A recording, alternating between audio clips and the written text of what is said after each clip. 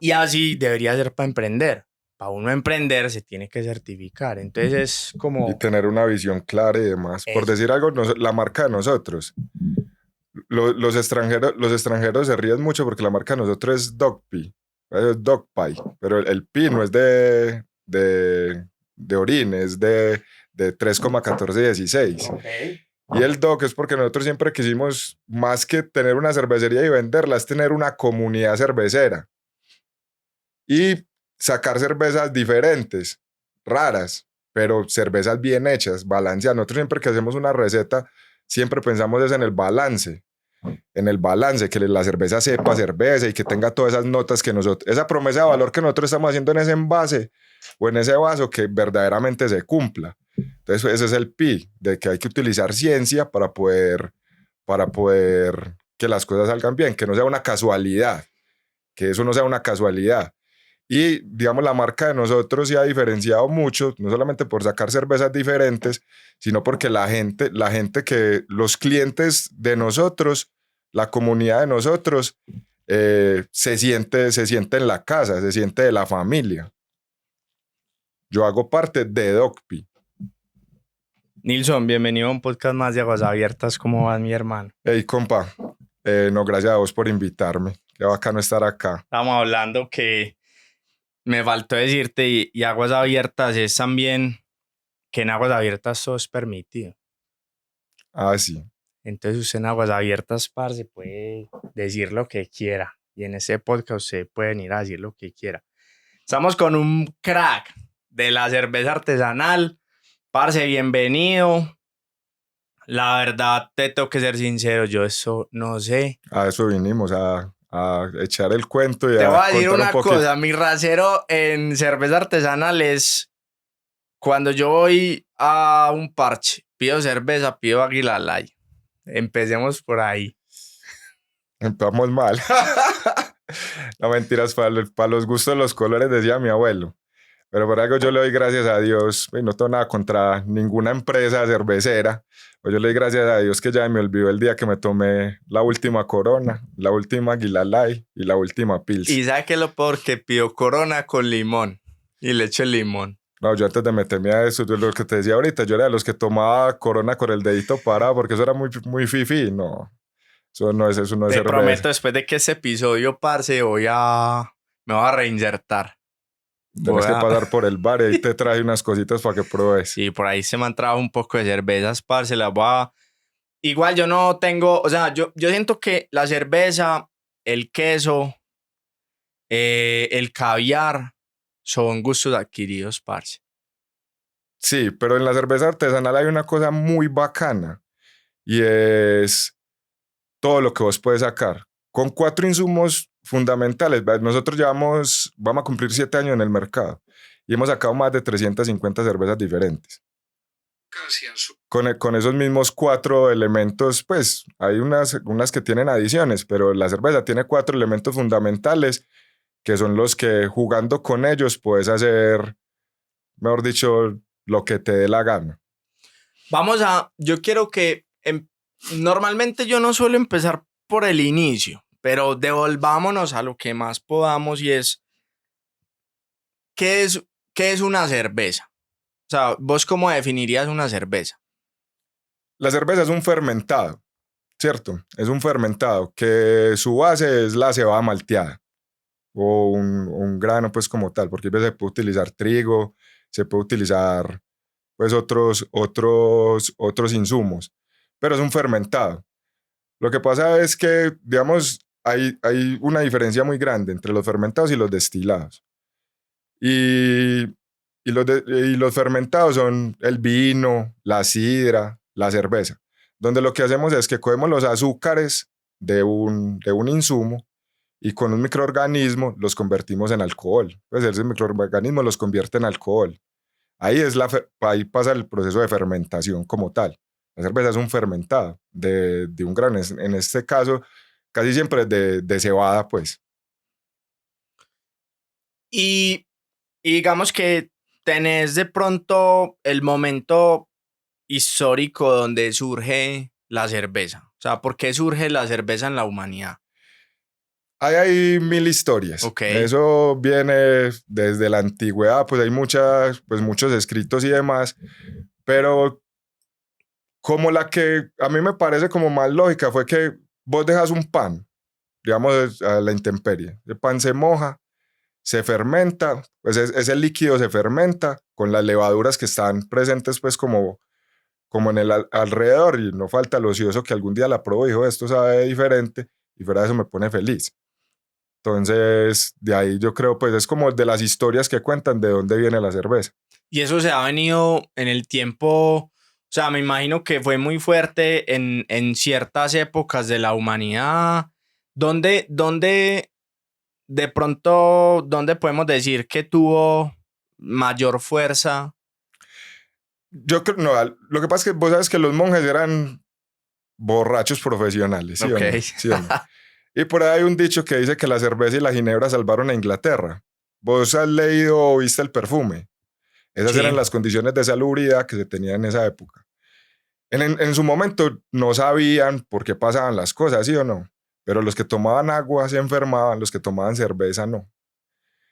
Y llegó un momento en que pues ellos no sabían por qué, pero digamos en las empresas, todos los trabajadores en su turno, cuando descansaban, a ellos no les daban agua, les daban cerveza.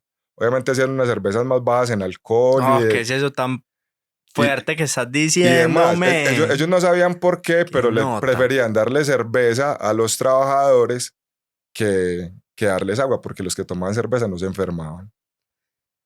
Ah, y seguramente entonces, claro, y ahí Pero porque surge toda la apropiación de la cerveza a los trabajadores y porque de alguna exactamente. manera Y masiva. muchos estilos de cerveza, o algunos estilos de cerveza vienen de quiénes la tomaban, pues qué trabajo hacían, si se hacía en el interior o se hacía afuera.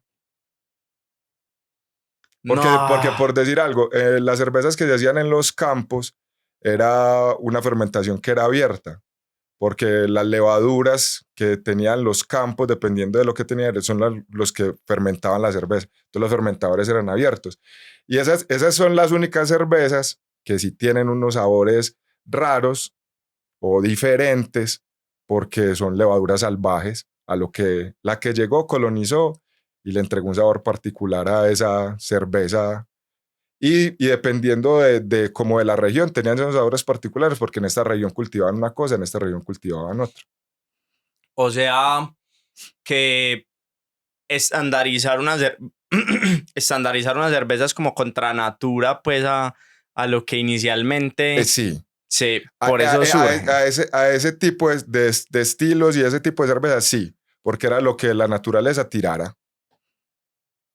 O la que llegara, o sea, el microorganismo que llegara y fuera más bravo, y aquí mando yo y pongo mis condiciones y saco estos sabores. Me volaste la cabeza. La verdad, nunca había ni siquiera como leído sobre el inicio, pues, o los vestigios de la cerveza, pero se me ocurren exagerar. O sea, entiendo, para mí todo es muy claro en este momento, es la relación, porque una de las cosas que te iba a decir es por qué había relación entre, de alguna manera, la base de trabajadores y la cerveza, pero pues queda demasiado claro que es inicialmente por un tema de supervivencia inclusive, o sea, el agua no era en ese momento potable y la cerveza sí por todo su... Porque la cerveza, para hacer cerveza hay que hervir el agua. Claro.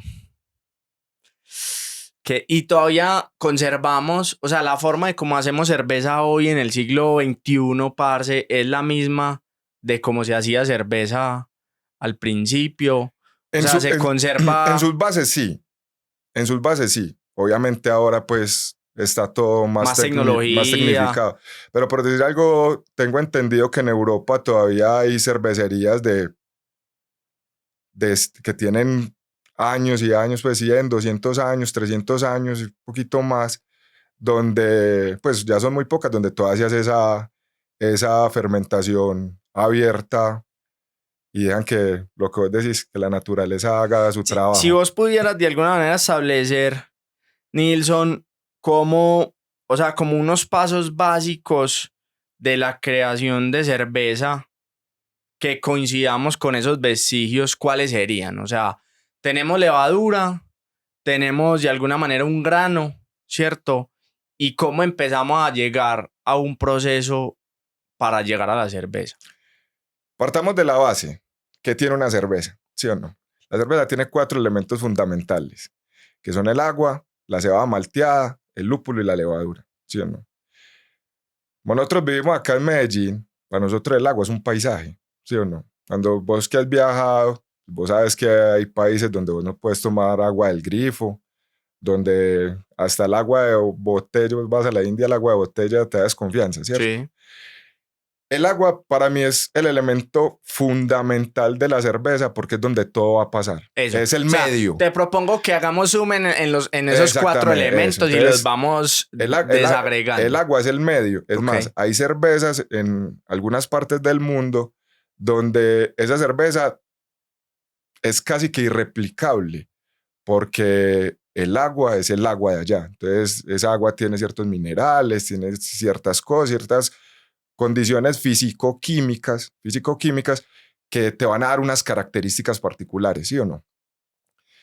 Entonces, el agua de acá, pues es como neutra y dependiendo del estilo de cerveza que quieras hacer, pues le pones ciertos ingredientes para darle esas condiciones ideales para que todo lo que va a pasar en ese medio se dé. ¿Sí Bueno, o no? entonces, digamos que para la cerveza está dentro de la categoría pues de bebidas, pero seguramente... Bebidas fermentadas. Y es un alimento. O sea, Sí. se trata como un alimento en producción. Sí.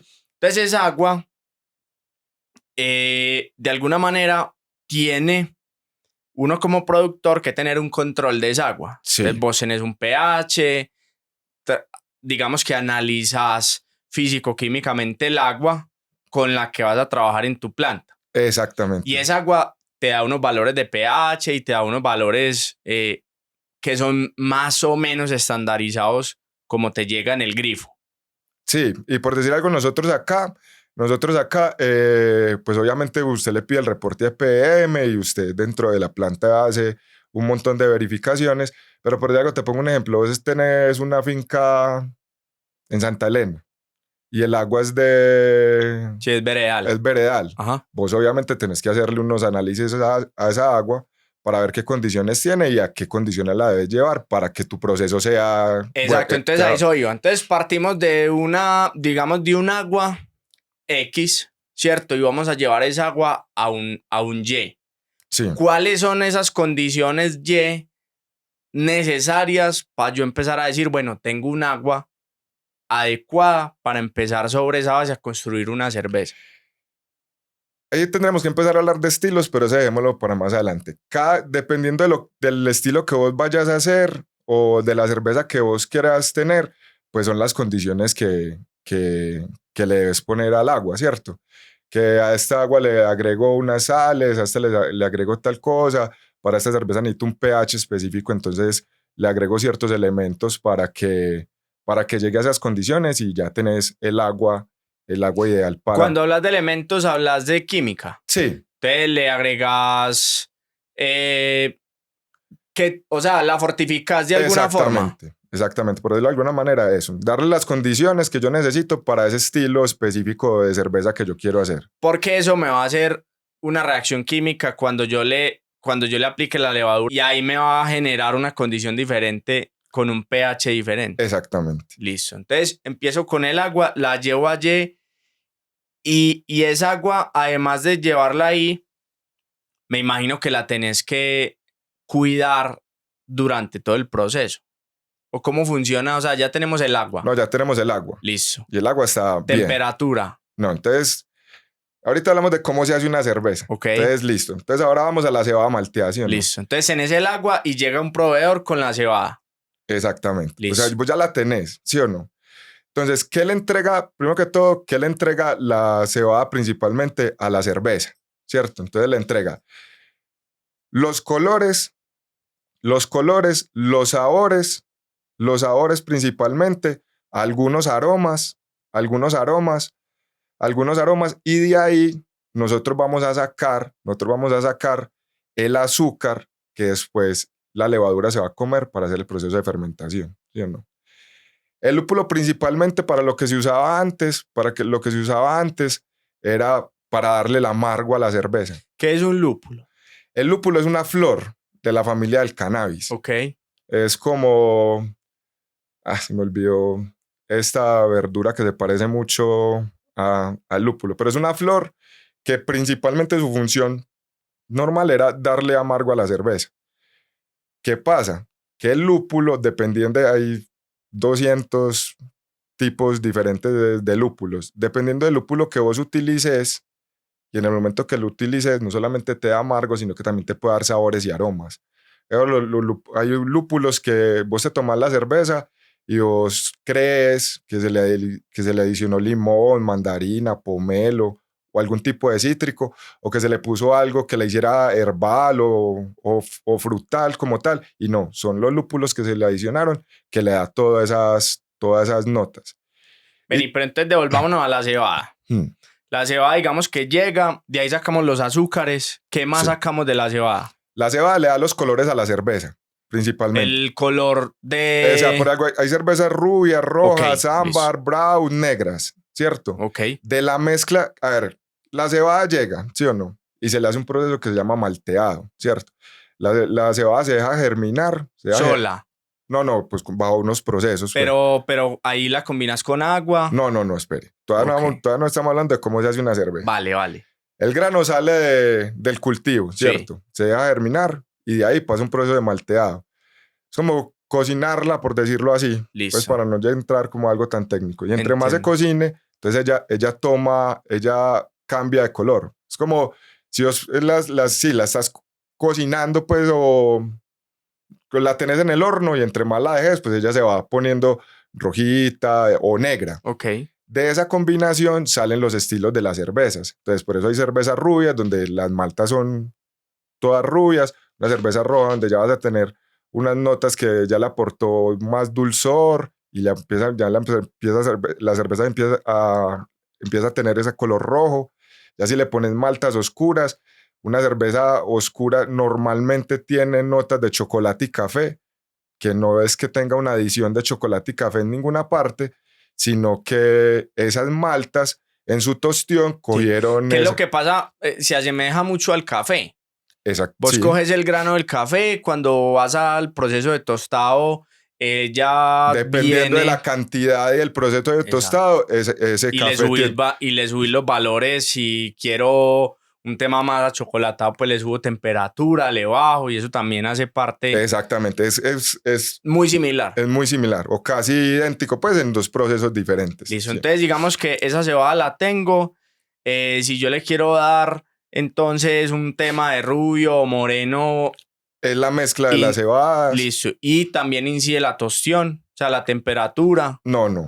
Bueno, no. Eso es cómo se hace la cerveza. Ok, todavía vamos en el grano. Exactamente. ¿No? Entonces, ese grano llega a la empresa, vos haces el proceso de transformación del grano. Ya te llega. Ya, dependiendo, cuando vos haces la receta de lo que querés, ya sabes qué cantidad y qué tipo de cebada tenés que utilizar. Entonces, por decir algo, el 80% va a ser una cerveza roja. Entonces, el 80% es malta, cebada rubia. Y eso ya está estandarizado. Sí, eso ya está estandarizado. O sea, ahí no hay que inventar la rueda. No, y los proveedores te dan el catálogo y esta cebada tiene estas características, esas características. Entonces ya vos coges y armas el croquis de lo que querés y le pones porcentajes, cantidades y ya vas al proceso ya de elaboración. Listo. O sea, nosotros como cerveceros, pues al menos acá, pues nosotros no hacemos ese proceso de como de la manipulación de la cebada para convertirla en... No, ya nosotros tenemos los granos como tal, hacemos lo que te digo, hacemos el croquis con lo que queremos tener y ya decimos, bueno, entonces esta tiene tanta esta malta. ¿Y ese croquis corresponde a qué? O sea, intuición tuya, pues intuición de la persona que va a sacar digamos que esa cerveza, que vos digas, esa cerveza dentro de la oferta que hay en el mercado no hay ese tipo. Eso, allá iba. Por decir algo, vos y yo estamos engomados, vamos a hacer cerveza para nosotros dos, ¿sí o no? nos asesoramos, compramos lo que tengamos que comprar. Ya te hablo de eso, de hacer cerveza en casa. Compramos lo que tengamos que comprar y vamos a internet y decimos, queremos hacer una cerveza rubia o queremos hacer una cerveza parecida a esta, ¿sí o no? O queremos hacer una cerveza negra, entonces te tira 1000 recetas. Ajá. Con su proceso y demás. Entonces ya uno va donde el proveedor y le dice, ve, dame un poquito de esto, un poquito de esto, un poquito de esto. Ya nosotros como cerveceros artesanales sí jugamos con eso. Entonces, por ejemplo, nosotros, en la cervecería de nosotros nos caracterizamos por hacer cervezas diferentes. Y ese croquis sí lo basamos en el portafolio que queremos tener y en esas cervezas que no hay en otro lugar. O qué cerveza me está pidiendo el público. Y ahí sí hacemos ese croquis del que vos me estás preguntando.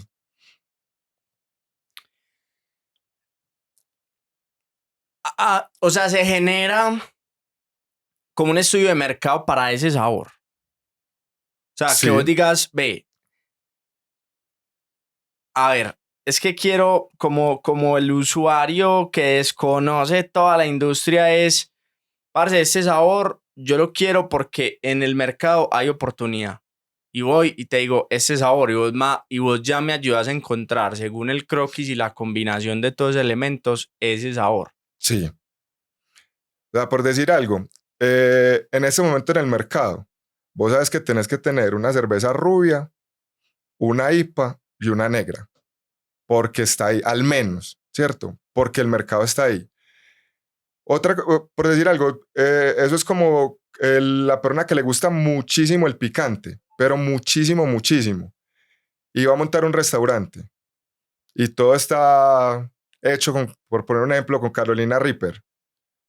¿Cuántos clientes vas a tener? Muy poquitos. Porque que les guste ese picante a ese extremo, muy pocos. Y porque nosotros, digamos, nosotros como cerveceros, estamos, lo principal para nosotros en este momento, o al menos para mí debe ser como el objetivo principal, es hacer crecer ese nicho y esa comunidad. Entonces, obviamente, yo necesito tener una cerveza suave, básica, que sea como la transición entre la cerveza artesanal y entre la cerveza industrial y la cerveza artesanal. Ok. Y ya empezar de ahí en adelante a subir en los niveles de la cerveza artesanal. Bueno, te decía, ahorita empezando, esos 4 elementos te permiten a vos hacer lo que sea. No, pues que son, claro, o sea, las combinaciones es estadística y eso se convierte en que vos proyectas una línea con una combinación diferente y o sea, nos va a llevar a un punto completamente diferente. Yo creo que siempre van a haber estilos que van a estar, ¿cierto? Entonces, siempre vos vas a ver las rubias. Ahora se están poniendo muy de moda las lager, que normalmente son cervezas más suaves, refrescantes.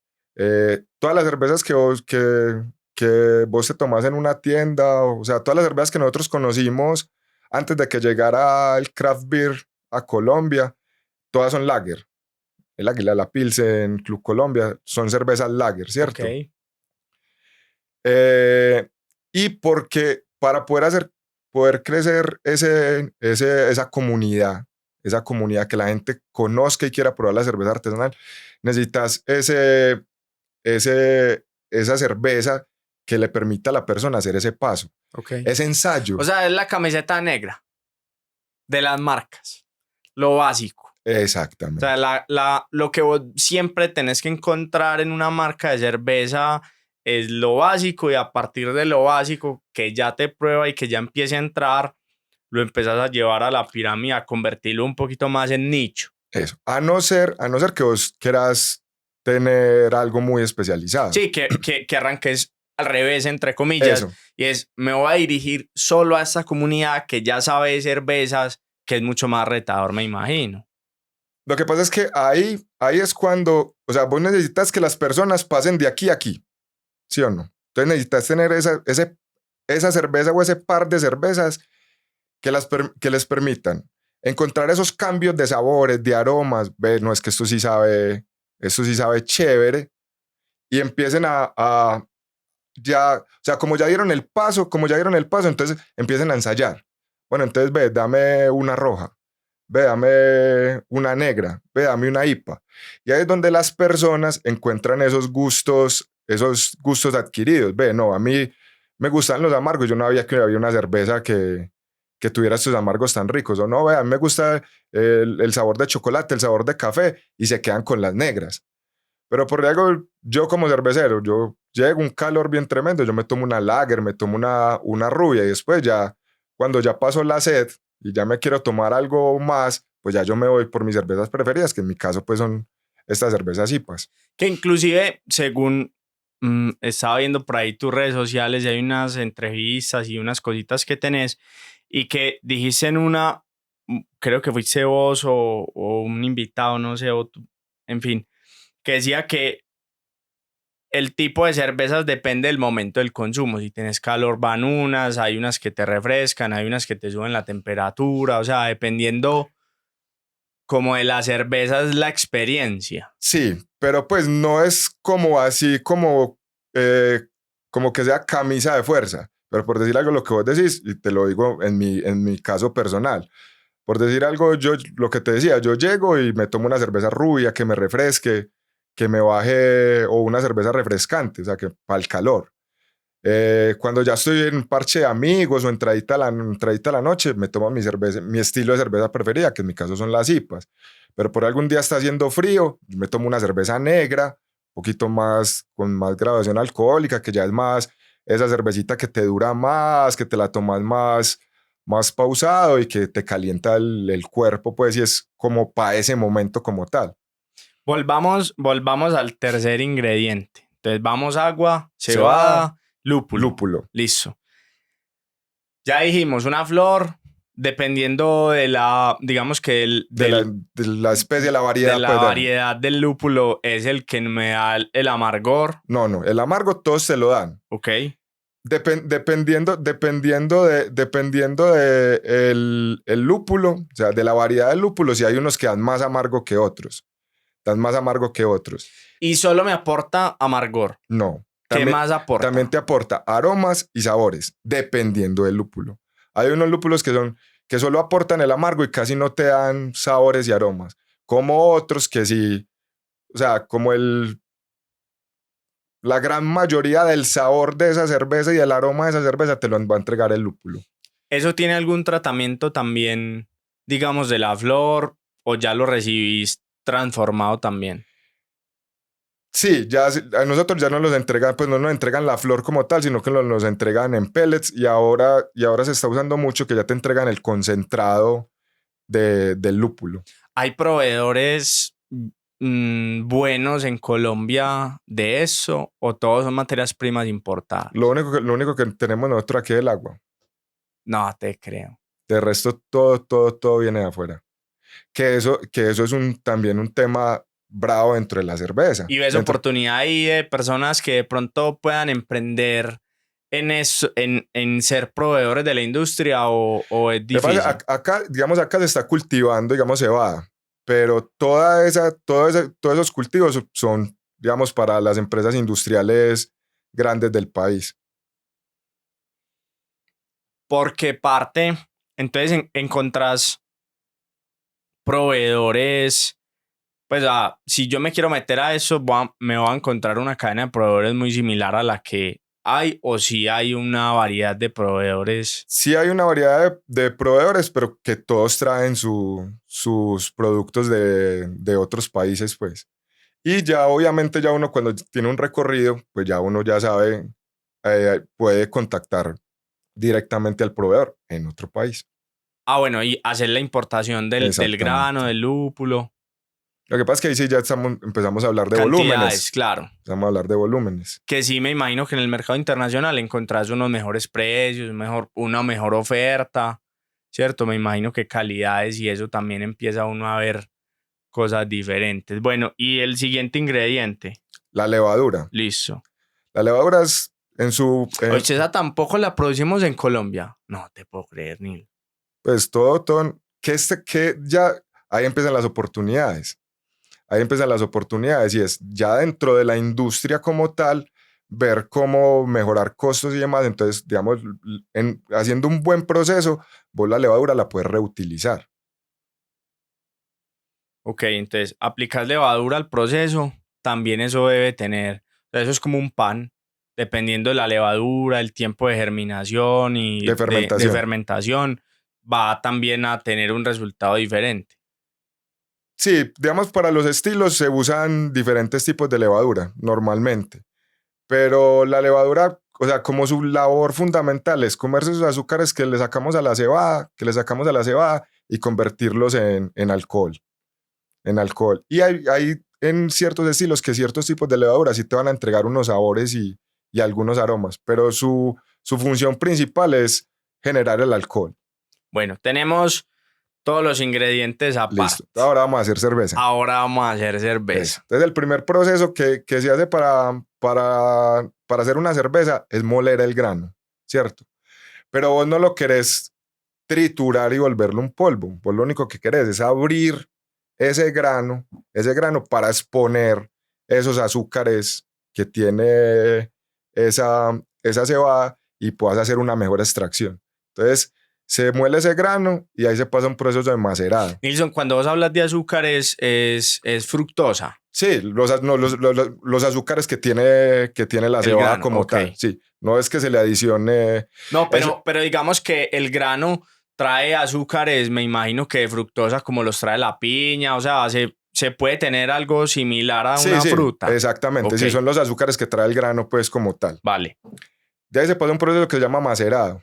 En el macerado lo que hacemos es que ponemos el grano con agua a una temperatura dependiendo de lo que queramos, de lo que queramos obtener.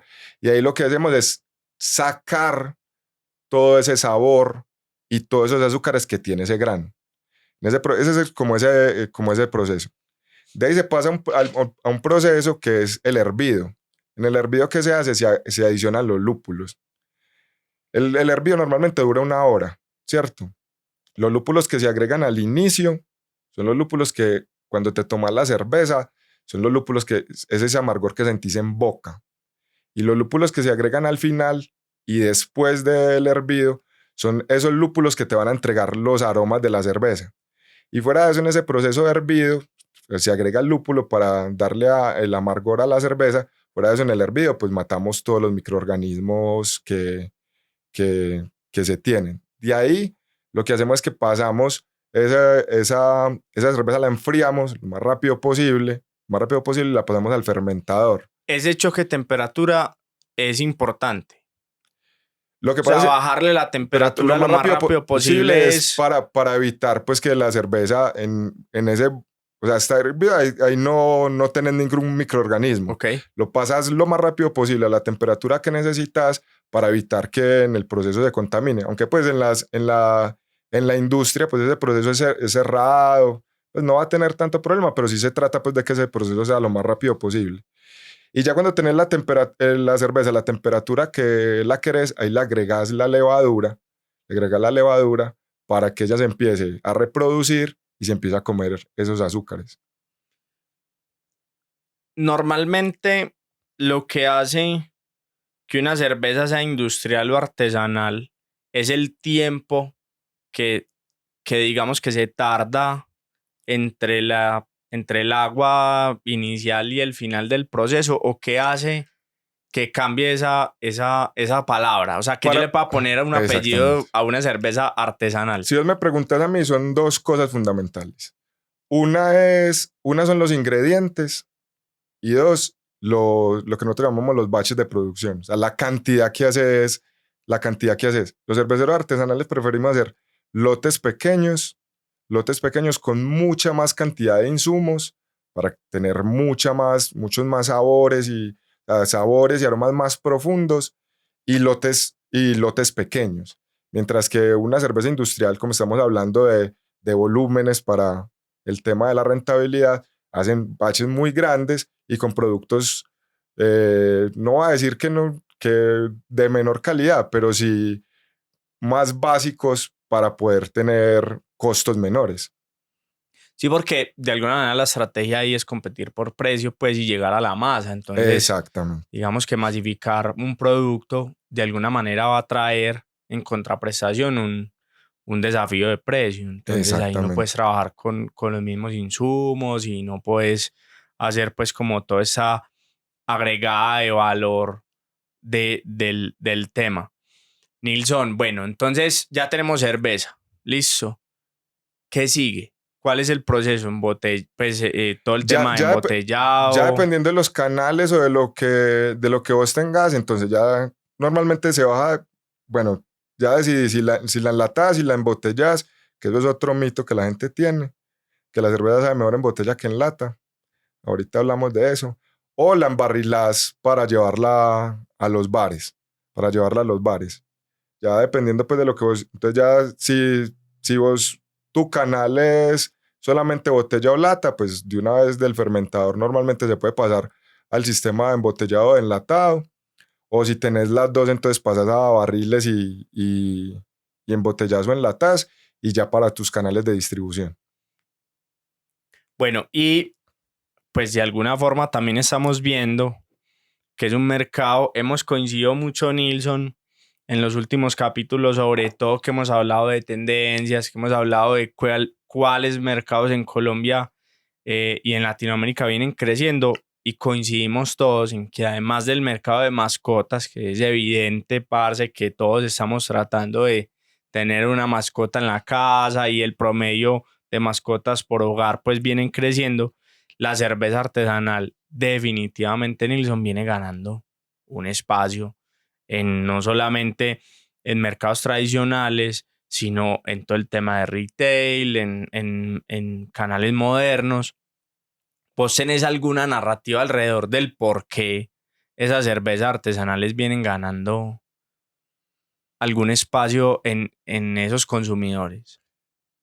Lo que pasa es que primero que todo es la novedad, ¿cierto? Otra que hay una oferta muy grande. Hay una oferta muy grande dentro de la cerveza artesanal. Lastimosamente, para mí, y eso sí ya sí es un concepto totalmente personal, no debería estar creciendo así porque no todas las personas están haciendo bien la tarea. Y vuelvo y repito, es una opinión personal. Porque por decir algo, lo que yo te decía ahorita antes de que arrancáramos, y es que algo que yo quiero y es una misión mía de uno de los proyectos que tengo es quitar un montón de mitos sobre la cerveza artesanal y cómo se debe tomar y por qué los estilos y por qué eso y por qué lo demás allá.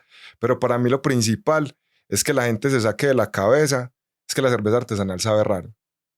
Ah, no, ve, pero es que esto me sabe como a vinagrado. Ah, no, es que la cerveza artesanal es así. Eso es mentira.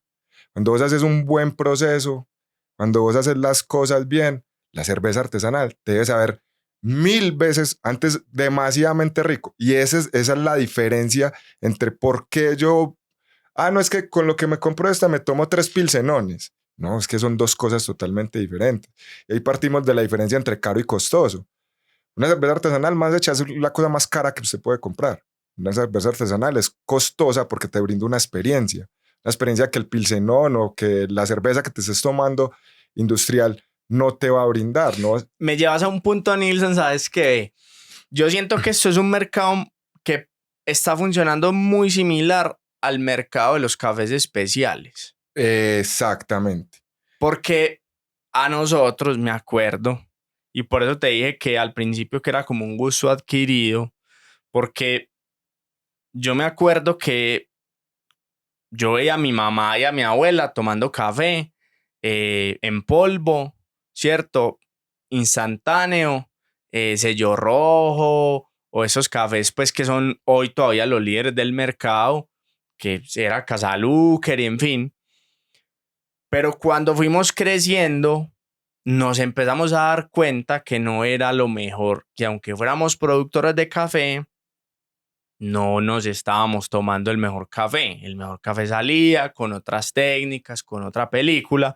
Y yo siento que es un mercado que se va a su crecimiento a asimilar mucho al café especial.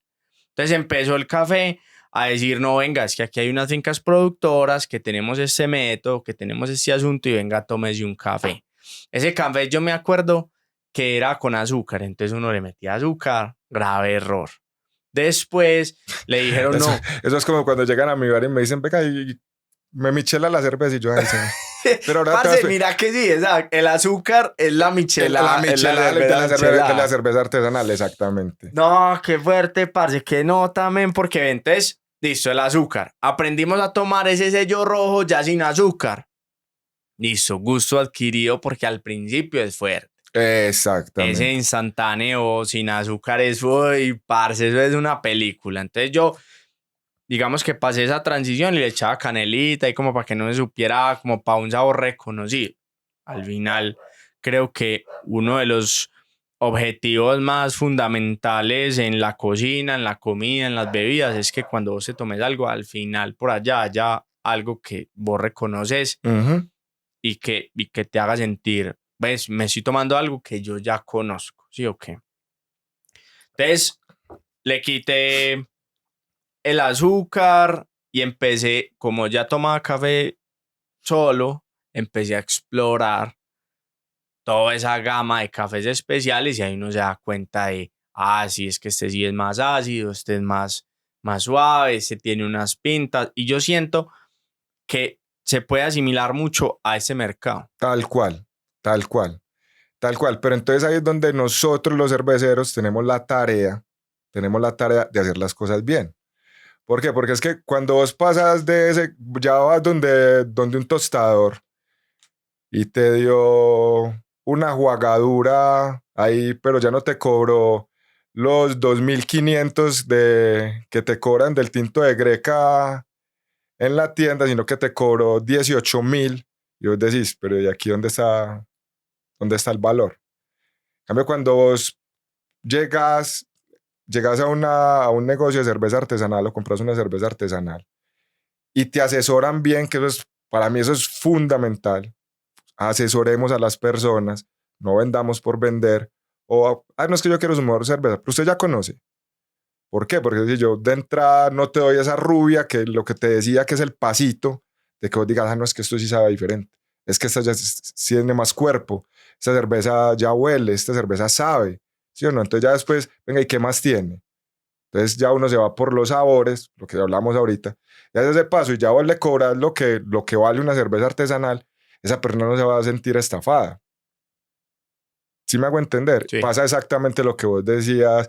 Y cuando la analogía que ponías con el café, entonces ya que el proceso francés, Exacto. que esta cosa, que aquí está, entonces ya uno pasa, venga, no, pero es que te la tenés que servir en el vaso, mírale la espuma, la cerveza se cata así, tómatela así, un primer sorbo que te entregue los sabores. Yo siento que no también, porque es que ese símil de estos dos mercados, lo que me está llevando Nilsson es a decir, nosotros podemos, en el mercado de la cerveza artesanal, podemos decir que ya sabemos qué va a pasar. O sea, podemos hablarnos desde el futuro haciendo un símil con el mercado de cafés especiales.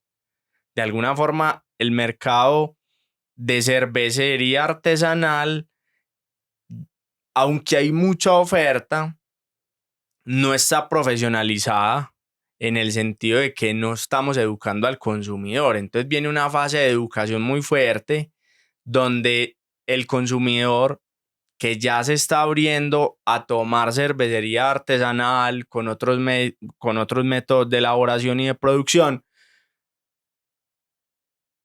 se va a cualificar y al cualificarse vota todo el que no esté haciendo las cosas bien.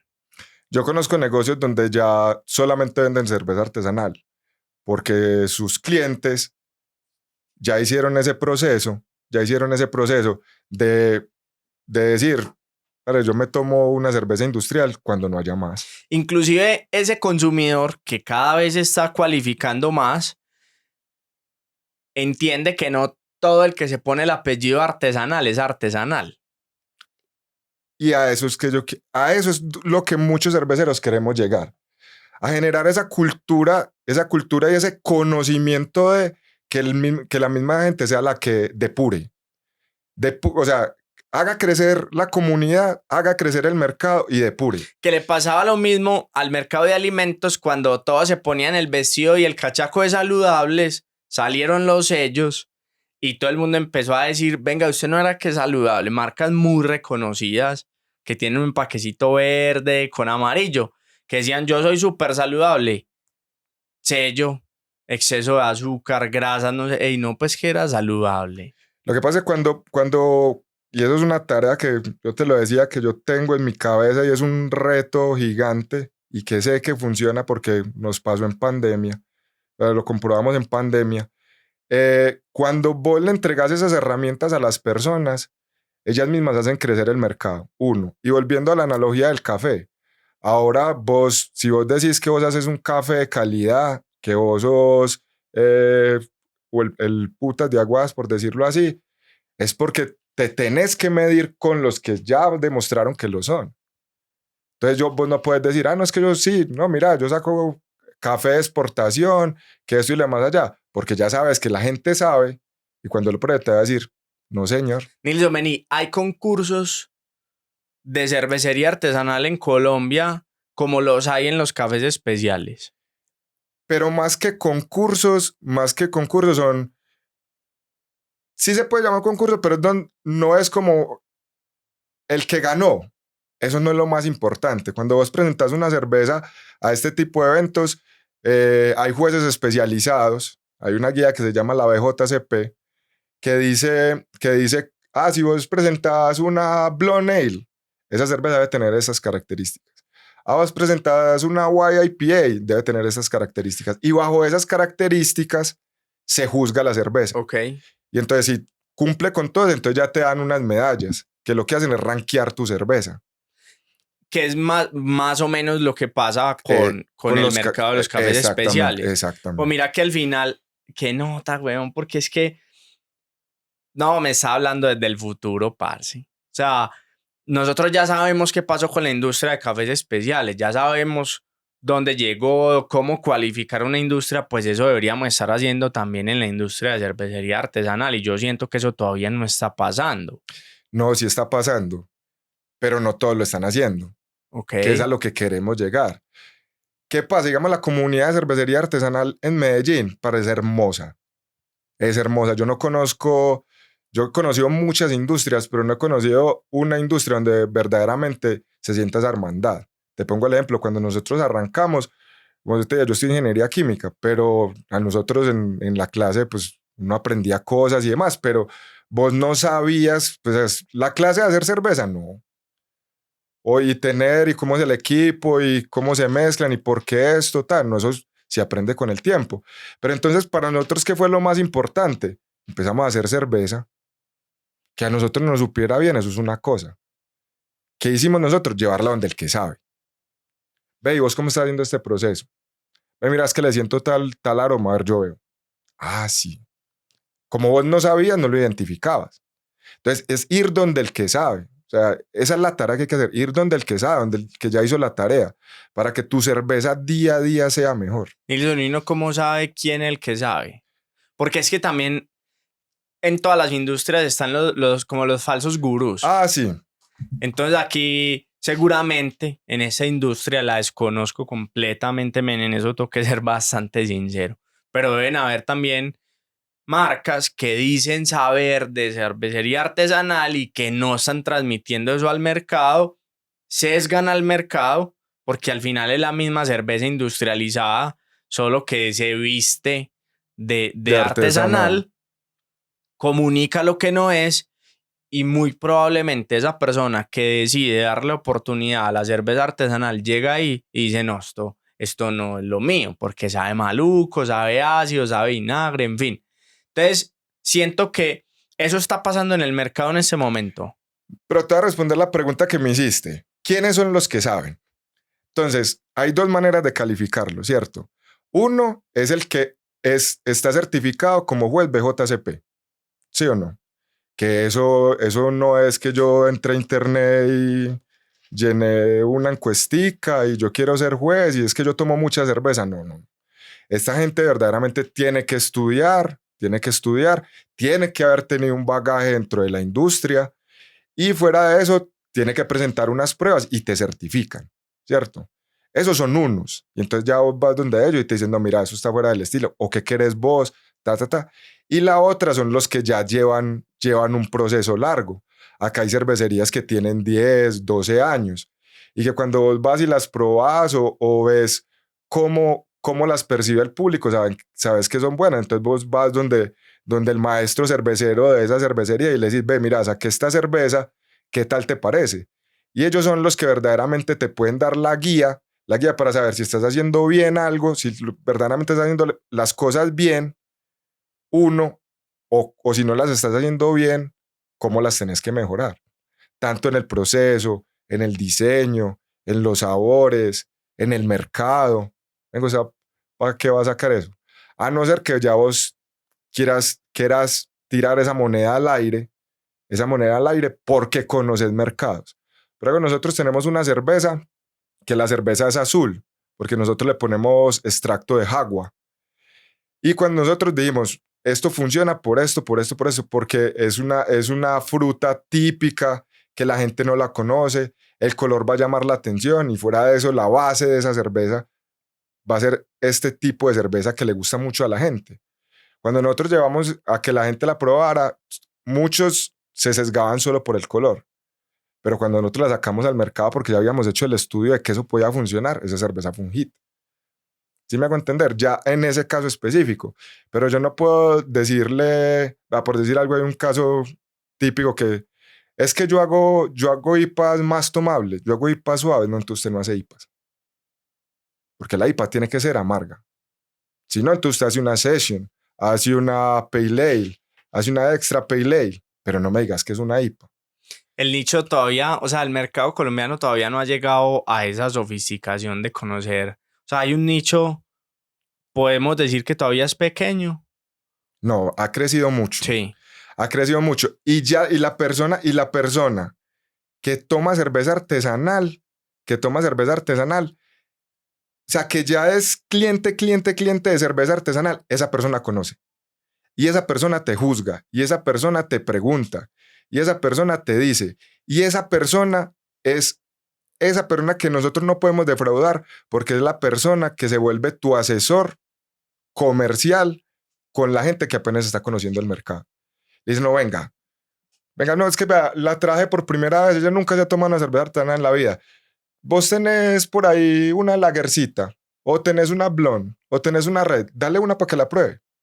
No le dicen, venga, tómese la cerveza que yo tomo, porque sé que lo más probable es que no le guste. A hoy no le va a gustar. Claro. Eso, es que por eso es tan importante generar esa cultura y entregarle ese conocimiento a las personas, porque ellos son los que verdaderamente no solamente te van a consumir, sino que son los que van a hacer que el mercado crezca y prevalezca, que es lo más importante. Nilson, nosotros hablemos de Medellín, pero hablemos de Medellín en un contexto de Antioquia, porque hay unos municipios, parce, en el área metropolitana que se vienen preparando, que lo vienen haciendo bien. En Envigado yo veo, vos estás en Envigado ubicado, se viene desarrollando la industria y cada vez más emprendimientos que alzan la mano y dicen, hey, yo tengo una cerveza artesanal, ¿cómo puedo participar en el mercado? Pero ¿vos crees que podemos soñar con una denominación de origen en Antioquia de cervecería artesanal? Pensada, o sea, ¿por qué Medellín y por qué Antioquia primero se viene desarrollando en cervecería? Porque ahí debe haber una semilla que alguien implantó y que eso se viene creciendo. ¿Y qué estamos haciendo nosotros en Antioquia diferente que nos pueda desarrollar un mercado? Tanto como llegar a una denominación de origen, no, porque ya tendremos que decir que un día nos reunimos 20 cerveceros, nos estamos tomando una pola y nos inventamos un estilo, que también puede pasar. Por ejemplo, en Brasil sacaron las Catarina Sour, las hacen con las frutas de allá, traen bien, ¿cierto? Pero para allá no va la industria. No. O sea, no estamos desarrollando nada. Pero ya te voy a decir la diferencia. Por ejemplo, en otras ciudades, no voy a decir nombres para no herir susceptibilidades, la pelea es el centavo. En cambio acá nos estamos enfocando es en la calidad, en entregar un muy buen producto. Y entre las cervecerías nos medimos, pero bien. Parce, qué chimba de IPA la que sacaste. ¿Qué hiciste? Parce, no ve, imagínate que encontré este lúpulo nuevo. Tal. lo más importante aquí en Medellín dentro del gremio de la cerveza artesanal y que yo creo que es la diferencia, que verdaderamente hay una comunidad, hay un gremio que cada día se está consolidando más y que ese gremio lo que está haciendo es, usted vende la cerveza a 18, bien. Usted la vende a 20, bien. Usted la vende a 22, bien. No existe alguien que la quiera vender a 10.000 para canibalizar a los otros, no. Porque sabe que a 10.000 no puede dar la calidad que los otros estamos dando. Entonces, ese gremio lo que está haciendo es generando conocimiento, generando cultura para que la cerveza artesanal de Medellín sea la mejor de Colombia. Y en este momento lo es. Y cuando los extranjeros vienen, digamos, yo tengo muchos extranjeros en los bares que tenemos, en los bares que visito, que resultan tener cervecerías en Estados Unidos, cervecerías en Europa, y dicen, no, yo es que yo probé cerveza en tal ciudad, y o cuando ya dicen, nos comparan con cervezas que ya están muy consolidadas como industria de cerveza, como digamos la Argentina que tiene ya mucho nombre y tiene cervecerías muy, muy, muy tesas y reconocidas en el mercado, y dicen, para ustedes acá están haciendo las cosas bien. Y eso es lo que nosotros le queremos apuntar, a que eso, a que todo el que, a que hay 200 cervecerías en Medellín, sí. Si seguimos haciendo bien la tarea, las 200 cervecerías vamos a tener mercado y vamos a tener clientes para ese producto. Pero lo más importante es seguir haciendo las cosas bien y entregando un producto netamente de calidad. Nilson, ¿qué hace? O sea, cuando vos adjetivas una cerveza y le decís una cerveza que está haciendo las cosas bien, ¿a qué te referís? Cuando tu promesa de valor se cumple, y te voy a decir, te voy a poner un caso específico, que es un ejemplo que yo le pongo a la gente. De nada vale, así yo lo haya hecho de verdad, y no sea solamente un cuento. No sea solamente un cuento. Ah, no, es que yo me fui para el Amazonas por allá y me traje una fruta que es deliciosa, supremamente rara, esto y lo demás allá. Y vos decías, no, yo voy a ir a probar la cerveza porque este man se fue hasta el Amazonas, cogió una fruta, dice que es muy rica. Y cuando vos te tomas la cerveza, es un jugo. ¿Sí o no? Digamos, nosotros dentro de la cervecería hay una cosa que nosotros siempre que nos sentamos a diseñar una cerveza, siempre hablamos del balance. Les puedes poner el nombre más rimbombante, lo que sea, pero que lo principal es que cuando vos te la empezás a tomar, uno te sepa cerveza. Que yo le digo, tiene notas a café, a chocolate, a maní, que cuando vos te la tomes, te sepa eso. Pero nosotros hace poquito sacamos una cerveza con super coco, con el dulce. Primero porque eso es un recuerdo de infancia, pero no te podías, no, o sea, nosotros teníamos en la cabeza que lo primero que tenía que saber es esa cerveza. Okay. Y a la base de la cerveza, esta es un aporte, entonces tiene que tener esas notas de porter, tiene que tener la espuma cremosa como un aporte, tiene que tener los grados de alcohol de la porter, pero que cuando vos la hablas y te la tomes, dice, ay, juepucha, sí, sí sabe a super coco, pero me estoy tomando una cerveza. Es que se cumple esa promesa de valor. Ah, que yo le puse, no, es que esta cerveza tiene, no sé, pomelo, sí, es una cerveza con ese sabor a pomelo, con ese olor a mandarina, pero que siga siendo cerveza. Y que lo que yo decía, que esa promesa de valor se cumpla, que si yo te digo que esta cerveza es una porter, entonces esa cerveza tenga cuerpo, tenga la espuma cremosa, tenga esos sabores, tenga eso. Pero no que yo te diga, ay, no, esta cerveza es una porter y cuando vos vas a ver, pero yo la hago como roja, pero yo la siento como aguada. A eso es lo que tenemos que apuntar, a que esa promesa de valor verdaderamente se cumpla. Y después de esa promesa de valor, digamos que chequeando eso, la forma de producirla también tiene que tener como unos mínimos. Sí, sí. Pasa es que, ¿qué pasa? Eso fue, yo creo que un efecto pandemia. Como yo te contaba ahorita, yo en pandemia monté 25, 28 homebrew. Pero yo, todos los que yo monté, los monté bajo unas condiciones para que la cerveza estuviera bien. O sea, si vos no cumplías esos mínimos, no. Y cuando yo te decía que hay veces la industria no crece de la mejor manera, es alguien empezó a hacer cerveza en la casa, hacía 20 litros, para él le estaba quedando buena, o posiblemente también le estaba quedando buena. Pues no va a decir que no, porque puede pasar. Yo conozco personas que hacen cerveza en su casa y les queda mejor que la de muchos de nosotros, ¿cierto? Pero, ¿qué pasa? Dicen como, ay, ve, este negocio se ve como interesante. Y haciendo cerveza en la casa, de pronto no bajo las condiciones óptimas, salen a venderla. Y esa es la gente que yo digo que hace que de pronto el mercado pueda cojear. Porque era un ejemplo que yo te ponía ahora. Si yo hago cerveza en mi casa y te la doy a vos, que sos mi pana, se la doy a un primo, se la doy a mi hermano, se la doy a mi papá, que nunca se ha tomado una cerveza artesanal en la vida, ¿ellos qué me van a decir? Ellos me, ay, cómo está de buena. Pero digamos que la cerveza no salió bien. Esas personas cuando lleguen a un bar o a un restaurante, les digan, tenemos la mejor cerveza artesanal. Ellos que van a decir, no, a mí tráeme un águila porque... Y por dentro dicen, no, es que la cerveza artesanal es mala. Aparte que ese es el sello rojo que nos acostumbraron, Exactamente. que era lo que encontraba. Es que esa era la oferta. O sea, yo me No, acuerdo. es que, ¿qué hace la gente cuando pasa eso? Cuando tiene esa mala experiencia con la cerveza artesanal. Por esas personas irresponsables. Para mí son unos irresponsables. Por esas personas irresponsables es que se van a la segura. No, yo no me voy a poner a inventar. Y hablemos un poquito, Nilson, de como de los países que podemos seguir o que lo están haciendo bien. Porque te quiero llevar a un punto y es a indagar para mi percepción, pero según tu discurso, digamos que no es tan así. Pero yo sentía hasta hace 2 horas que empezó esta conversación y que te conocí, que la industria de cervecería artesanal estaba empezando a atomizarse. Yo siento que se está metiendo bastante gente a la industria y eso puede de alguna forma jugar a favor, pero también puede jugar Pero en contra, porque empiezan esas malas praxis en la industria del precio, digamos, de las no buenas prácticas o de las malas prácticas en producción, y empieza como a distorsionarse la industria de la cervecería artesanal.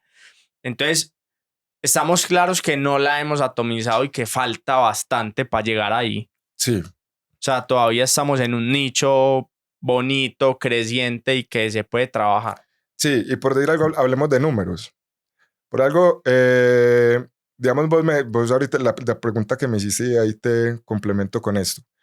Por algo, los papás de los pollitos son los europeos. Alemania, Bélgica, República Checa, esos son los papás de los pollitos. Eso ya se puede decir que allá nació, o allá creció y allá verdaderamente se generó esta industria como tal. De ahí llegaron los magos. ¿Quiénes son los magos? Los americanos. Esos manes, o sea, que donde ven una oportunidad, la cogen y ¡pum! La tiran para arriba. Pero ellos se empezaron, o sea, llegaron con el tema craft beer, con todas las oportunidades que brinda ese país, que eso es otra cosa acá. El tema legislativo es bastante complejo, porque a nosotros nos miden igual que a Bavaria. Y lo mismo, Claro.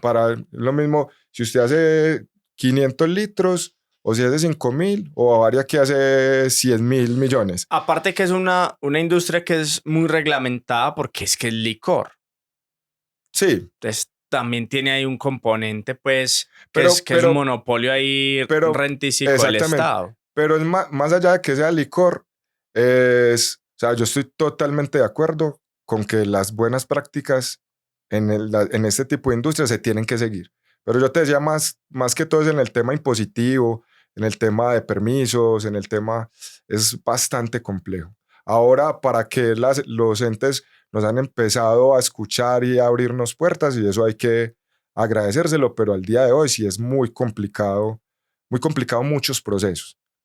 Entonces los americanos cogieron la cerveza artesanal, montaron el tema craft beer en Estados Unidos y cogieron un estilo en particular que son las IPA, y lo basado como en ese caballito de batalla masificaron impresionante y volvieron a poner como en el cartel el tema de cerveza artesanal para todo en el mundo, ¿cierto?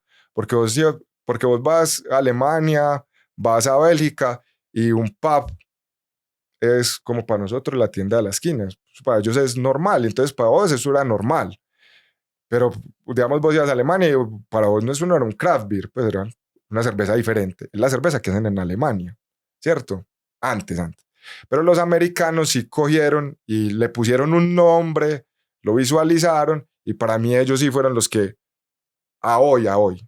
Mercadearon. Es que lo que saben. Exactamente. Yo siento que Estados Unidos lo único que sabe realmente, pues, en temas de mercado es mercadear todo lo que en otras partes del mundo hacen y producen muy bien. Esa gente lo americaniza, lo mercadea y convierte un rockstar todo. Exactamente. Y acá en Latinoamérica, yo creo que en ese momento los que están mejor rankeados, que llevan más tiempo trabajando, que están haciendo cosas ya hace más tiempo, son los argentinos.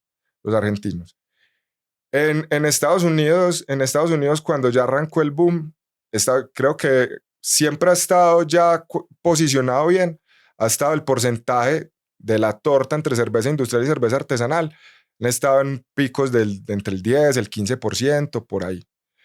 Una vez BBC sacó el tema de somos el 1%. Yo creería que hoy en Colombia, si llegamos entre todos al 1, estaríamos bien. Pero entonces, mira, del 1 al 10, ¿cuánto hay? Por algo yo he hablado mucho con Juanchi, el que fundó Tres Cordilleras.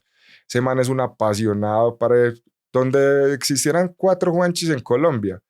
Llegábamos rapidito al 2 o 3, porque son personas que vienen a aportarle al mercado y apoyar a los cerveceros artesanales y a enseñarnos de este negocio. Fue pionero. Eso, pero entonces, por decir algo, hablando con Juanchi, dice, Nilson, si nosotros estamos en el 1, ¿usted alcanza a imaginar donde estemos en el 5? O sea, ¿cuántas cervezas es esa, Nilson? Y a eso es lo que nosotros los cerveceros, haciendo la tarea de producción y haciendo la tarea de enseñarle a las personas el por qué, el cómo, el cuándo, ese crecimiento al que debemos llegar. Entonces, mira ese potencial tan grande que aún se tiene. Pues obviamente nosotros no tenemos la cantidad de personas que hay en Estados Unidos, pero igual como estamos hablando de un tema de porcentajes, hacer crecer ese 1% que hoy se tiene. Por eso yo, de las cosas que más me gusta hacer como cervecero artesanal, son catas. Yo tiene que ser que no tenga tiempo, pero usted me dice, ve, Nilson, es que voy a hacer una cata con un amigo, ya estoy. Porque ahí es donde verdaderamente se crea la cultura. Y se crea ese conocimiento que va a hacer, que es la palabra que te decía ahorita, que esto crezca y prevalezca, que a la final en una industria es lo más importante. Me llevas también a otro punto que puedo asemejar 2018, surgimiento de toda la industria de comida saludable en Colombia. Ahí surgimos las marcas que en su momento leímos el mercado, leímos la oportunidad y se venía generando realmente un nicho que pudiera consumir, ¿cierto? Comida saludable. Te quiero poner en 2 escenarios. El primero, un escenario de timing y preguntarte, ¿hay timing en ese momento para lanzar una marca de cervecería artesanal?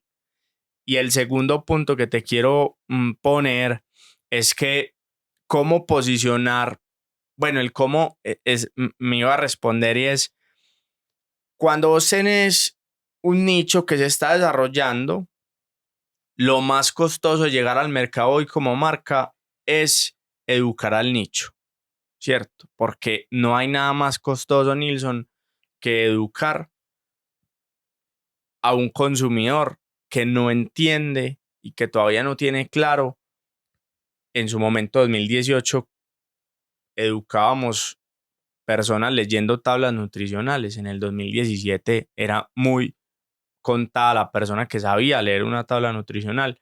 Me traigo eso al 2024, donde cómo educar a una persona para efectivamente consumir una cerveza artesanal. Entonces hay dos temas. El tema del timing, si hay timing, si estamos cortos todavía con el timing, porque a mí lo que más me preocupa como emprendedor, Nilson, es tan malo es salir sin timing después, o sea, te pasó el bus, o tan malo es salir antes de timing Porque no te van a entender. y No te saben de va qué a estás hablando. costar demasiado educar y te va a costar demasiado esperarte. Es como llegar 2 horas antes del baile, o sea, te va a tocar esperar vestido y la gente trapeándote encima, no sé qué, y eso o sea, emprendimientos te va a quitar aire y te va a costar mucho llegar al punto.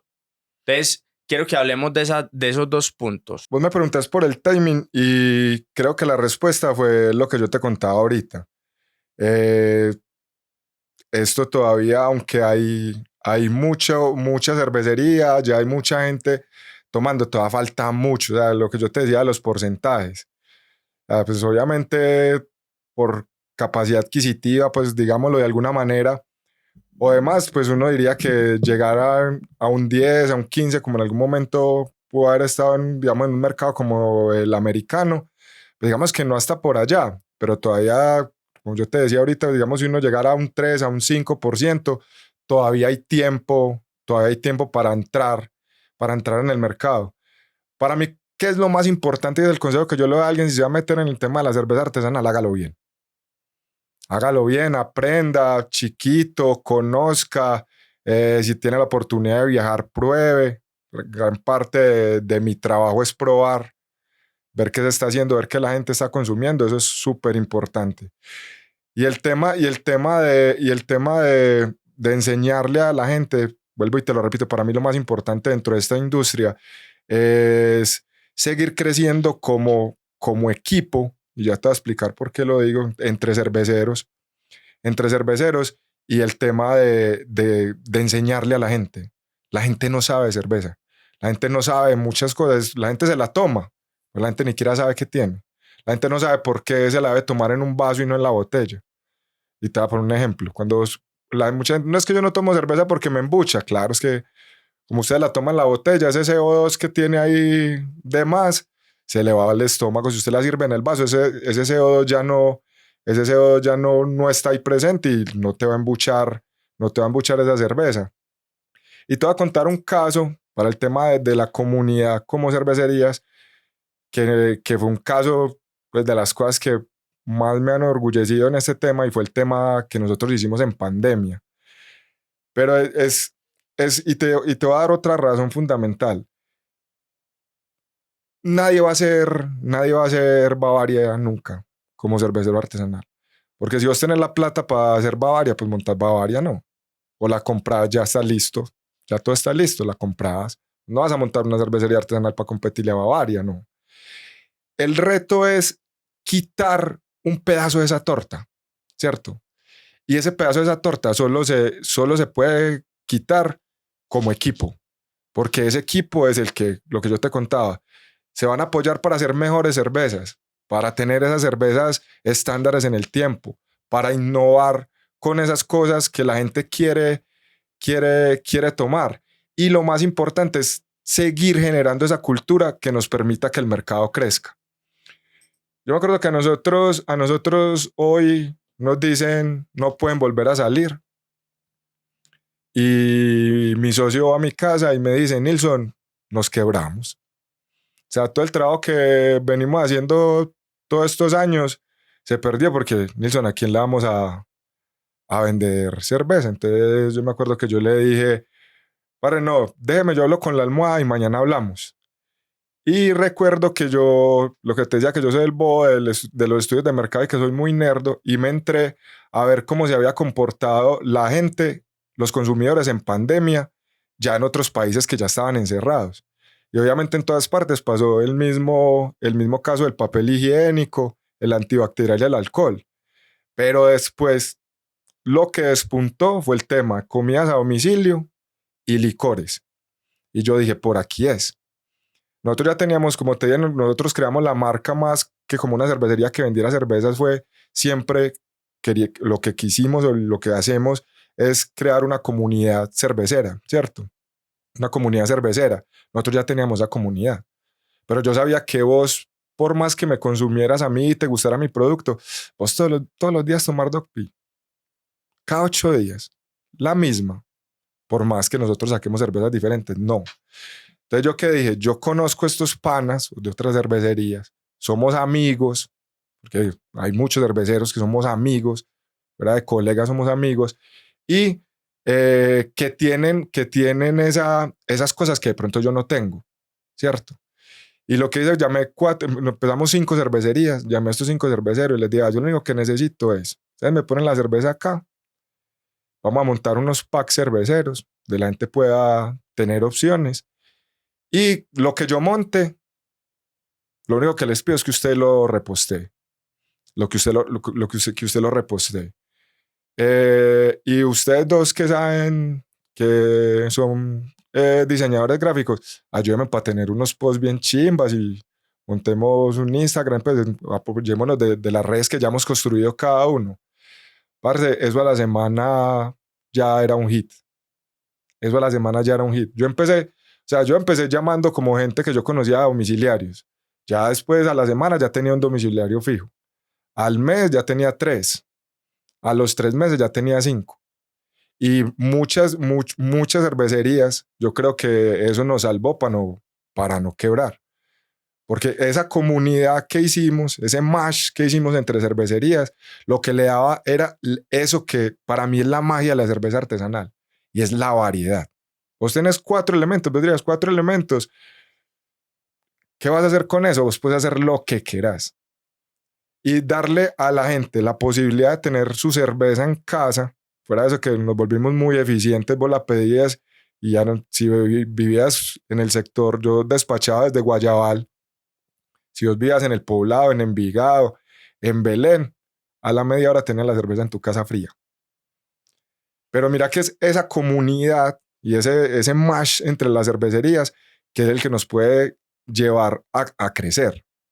Si eso no existe, ese crecimiento sí no va a ser. Y yo creo que todos los cerveceros artesanales hoy entendemos eso. Nilson, vos, digamos que vos tenés una empresa y esa empresa tiene una marca y esa marca se penetra o estás, digamos, accediendo a qué canales.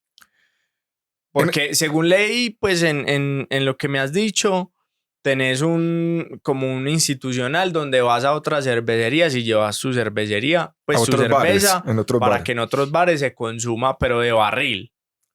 En los bares de barril. Y también estamos en restaurantes y en otros bares en lata o en botella, dependiendo de la cerveza. ¿Y cómo accedes a esos canales de bares? ¿Llevas tu portafolio? Pasa como en muchas cosas, pues en muchos negocios, y es de 2 maneras. O te conocieron y te llaman para que les ofrezcas, o negro, como se crearon los negocios con la maletica.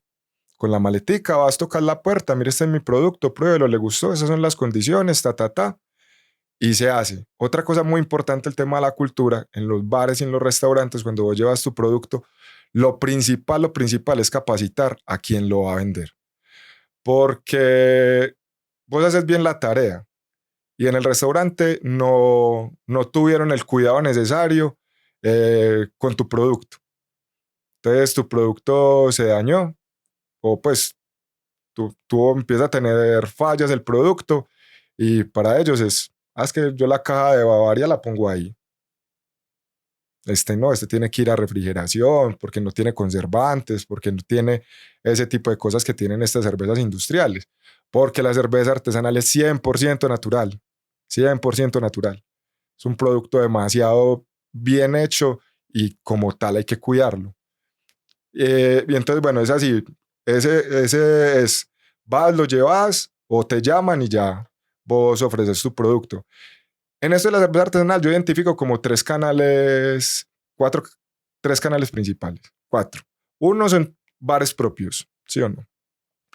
Sí, punto de venta. Punto de venta, exactamente. Que inclusive en ese punto de venta se da mucho o es muy usual que el productor en su planta habilite un espacio donde es como el bar del de la marca. Exactamente. Donde la gente va a ir y digamos que consume nocturnamente pues el tema. Exactamente. Y ese mismo productor también he visto que se acostumbra mucho en que habilita su planta para recibir visitas en la experiencia, y esas son como sus dos formas adicionales de monetizar, y es vender el producto, pero también vender la experiencia de cómo hacer cerveza. Exactamente.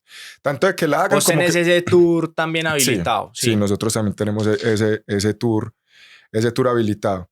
Entonces está cuando le vendes a bares, restaurantes y demás. Está el tema del B2B.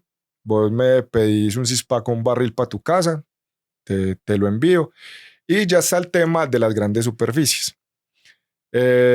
Ahí ya hay cervecerías artesanales o microcervecerías, quitando pues, digamos, a BBC o a Tres Cordilleras, que están incursionando en ese... ¿Cómo ves ese canal? Yo todavía lo veo complejo. ¿Por qué? Porque todo el que haya tenido un negocio grande o conozca o haya trabajado para una empresa grande que le venda este tipo de compañías, sabe que las condiciones son bastante complejas. Entonces, para vos entrar a ese mercado, primero ya tienes que tener unos volúmenes de producción importantes y tener un músculo financiero para, primero, aporrear tu margen, porque si no, no te van a dejar entrar. Y segundo, porque las condiciones de pago y demás. Pero si ves al consumidor yendo a un almacén pues a un retail a consumir una cerveza artesanal, Yo ya creo que ves esa persona. Sí. Y mira, eso es tan así que mira que en las grandes superficies, hablemos dos casos puntuales, El Éxito, Carulla y Pomona, ya tienen espacios habilitados única y exclusivamente para ese tipo de cervezas, que ahora lo llenan con las cervecerías artesanales grandes e importadas, pero mira que ellos ya vieron que el consumidor está buscando eso. Está buscando esa cerveza diferente, esa cerveza que te entregue una experiencia como tal. Y anoté dos, quiero ponerte como una discusión. Empaque, ¿en vidrio o en lata? Ahí hablamos de un tema de percepción. Pille pues. Nosotros como apenas estamos, nos estamos culturizando, todos apenas estamos aprendiendo del tema y toda la vida vimos las cervezas de acá en botella, la gente prefiere la botella, ¿cierto? Pero entonces vamos a dos cosas. Uno, la cerveza artesanal sí o sí se debe consumir en un vaso. Primero, por lo que te dije del CO2. Y segundo, porque cuando los cerveceros artesanales, dentro de la experiencia que tenemos, que no es un cuento, dentro de la experiencia que le queremos brindar a la gente, el tema del color, el tema de la espuma, todo eso va diseñado. Eso no es casualidad. Eso no es casualidad. Entonces te estás perdiendo de parte de la experiencia. Por eso que el vaso te permite percibir mejor los aromas y demás. Eso es uno. Ahora otra cosa, el mito de que la cerveza sabe mejor en lata que en botella es un tema de percepción, porque lo tenés en la cabeza. Si a vos no te dicen de dónde te la sirvieron, para vos es indiferente. Es indiferente. Y si vamos a un tema de ecología, a un tema de calidad del producto, a un tema de conservación, a un tema, siempre va a ser mejor la lata que la botella. Total. Uno, no se quiebra. Dos, mantiene mejor y es súper reciclable el empaque. O sea, es el 100% es reciclable el empaque. Pero para el producto como tal, la conservación y todo, es mucho mejor la lata. Inclusive cuando, a ver, Y te voy a poner otro punto ahí. Donde cabe una botella, caben dos latas. Claro. De los mismos, o sea, caben 660 mililitros donde solamente podrías meter uno. Inclusive... Yo te dije, yo no soy muy consumidor y pues sí, de cerveza no, digamos que no tengo muy claro muchos conceptos. Antes de esta conversación, seguramente después de este podcast ya no seré el colombiano promedio en temas de cerveza artesanal, pero uno va a los negocios que tienen cervecería importada alemana y la mayoría de ellos es lata.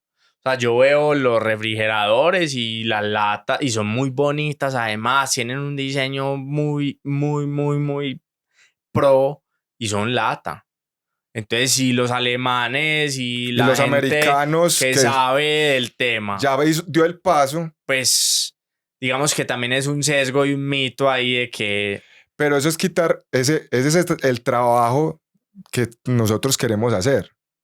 Y que yo personalmente, para mí eso se convirtió en un reto, en hacerlo, en cambiarle el clip a la gente. ¿Por qué te tomas una cerveza artesanal y no una cerveza industrial? ¿Y por qué si vas a comprar una lata, no vas a creer que la... ¿Sabe cuál es la percepción de la gente? Que el producto en lata es de menor calidad. Porque yo hice ese estudio y la gente te dice, no, es que si viene en lata, eso no. Y los otros es que no sabe tan bueno, no, sabe igual. Y este producto en lata puede ser de mejor calidad que este. Y en temas de proveedores es mucho más accesible la lata que el vidrio.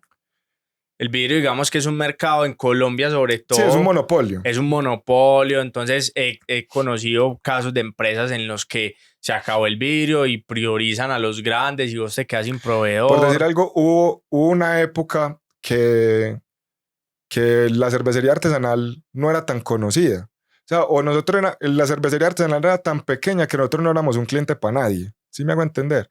Entonces, los proveedores de botellas que te vendían esa botella ámbar, que es en la que se debe empacar la cerveza para evitar que la luz ultravioleta la degrade, normalmente en diciembre nunca había una botella. Entonces nos tocaba entre los mismos cerveceros, para ¿vos la alcanzaste a comprar? Préstame 50 cajitas, préstame 70 cajitas, préstame 20 cajas, porque no había. Ya cuando nosotros, la cervecería artesanal ha ido creciendo, ya estos proveedores saben que deben tener un stock para nosotros, porque ya así nos volvimos un cliente para ellos. Ya nos estamos volviendo visibles. Ya somos una industria que, como te contaba, ya las alcaldías, la gobernación, los entes de control nos están abriendo las puertas, porque nos volvimos generadores de trabajo, porque estamos generando una cultura, porque ahora el turismo es súper importante y que el extranjero venga y se encuentre esa experiencia de, pucha, ves que esta gente hace cerveza y fuera de eso están haciendo buena cerveza.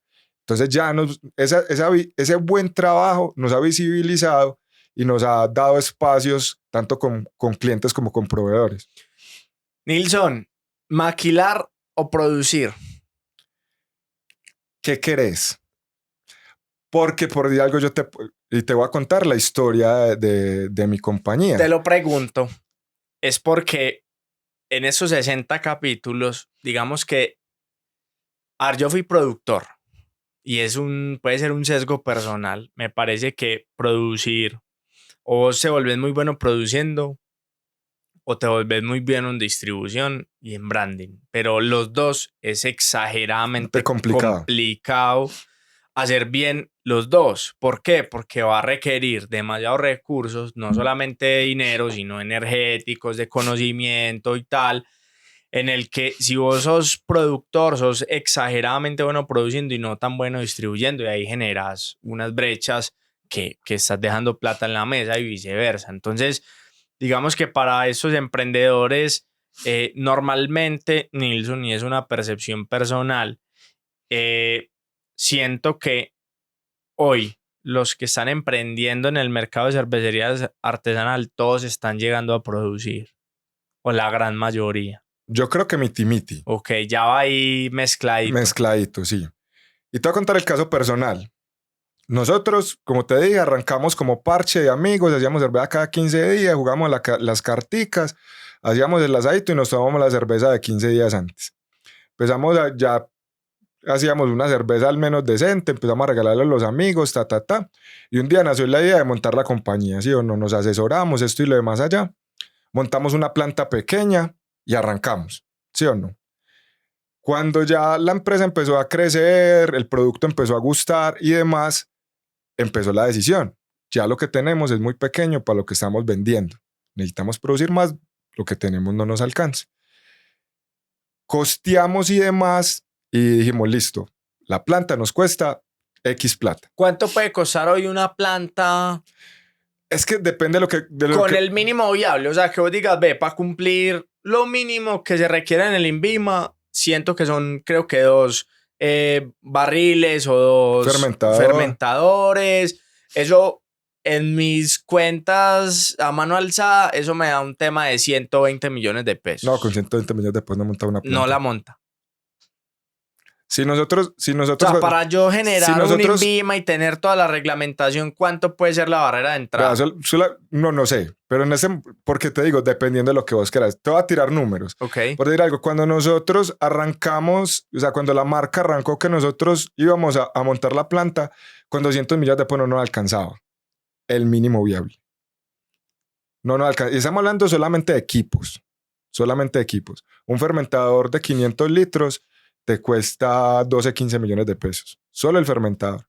Y no has hecho todas las labores locativas que son súper importantes porque va a ir un ente regulador a revisártelas y tienen que estar bajo el manual, ¿sí o no?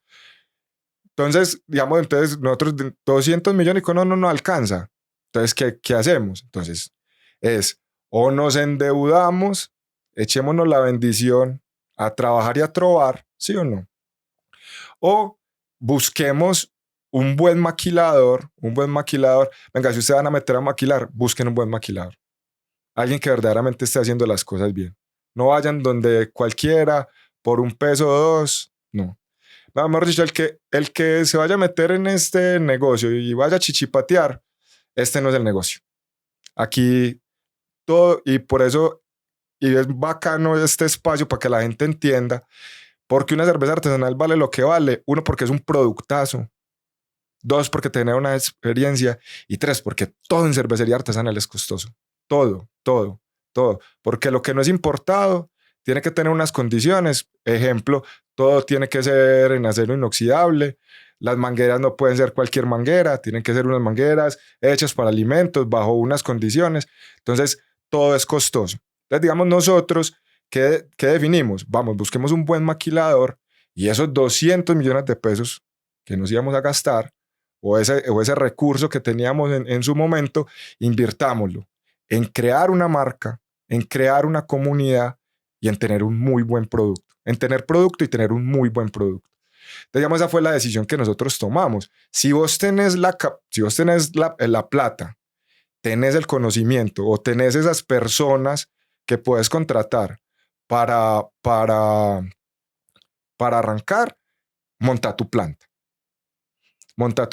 Pero si vos querés arrancar y hacer las cosas bien,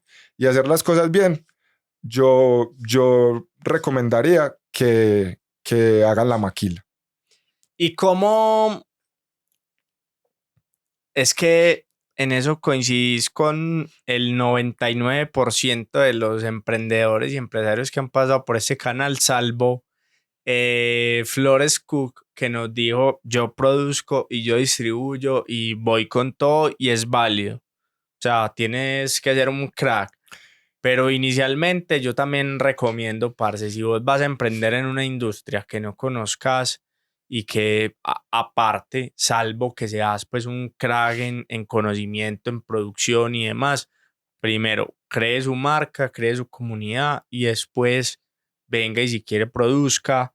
El 50, y mi recomendación es maquile, haga marca, haga comunidad y el día que tome la decisión de producir, produzca el 50% de lo que vende y el otro 50% lo maquile y se vaya así siempre para que cuando se contraiga su demanda y empiece a tener problemas normales de ventas en ciertas estacionalidades del año, lo que hace es se asegura su 50% de producción, paga sus fijos y el otro 50% que le maquilan lo reduce debido a sus ventas y seguramente no va a tener problemas.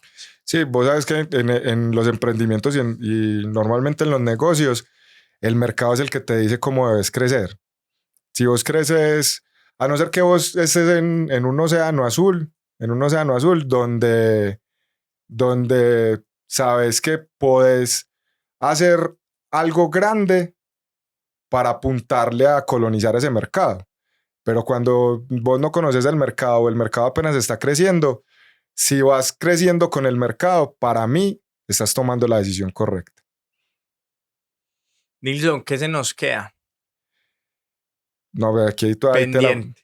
No, por decir algo, no. A la gente, primero una invitación a la gente que pregunte, que pruebe y que cuando verdaderamente se tome una cerveza artesanal que no les guste, le digan a la persona, sea al restaurante, al mismo cervecero y demás, que exijan, porque hay mucha cervecería artesanal, mucha gente que está haciendo muy bien la tarea y le está metiendo el hombro muy duro a esto para que para que seamos un referente y entregarle a la gente un producto muy bacano. A mí me enorgullece mucho ir a una cervecería, tomarme una pola y decir, qué chimba, es que esta cerveza la hacen en Medellín.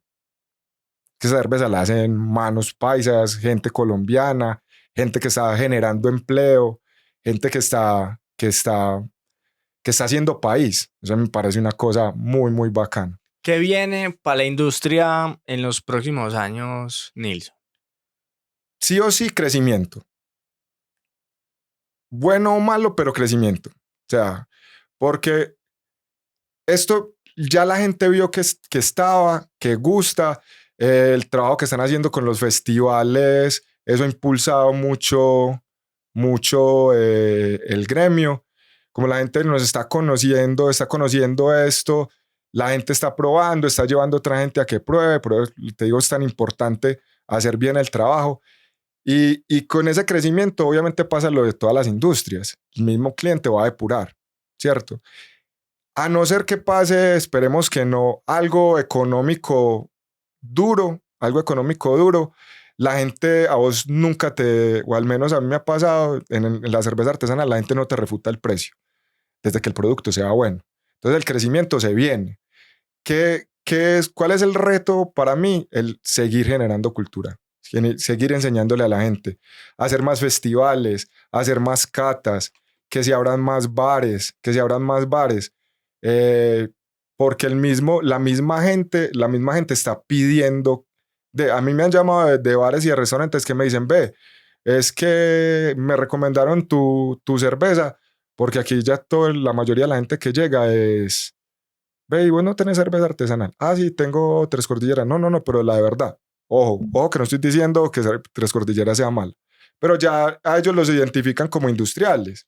Lo mismo que a BBC, por poner un ejemplo.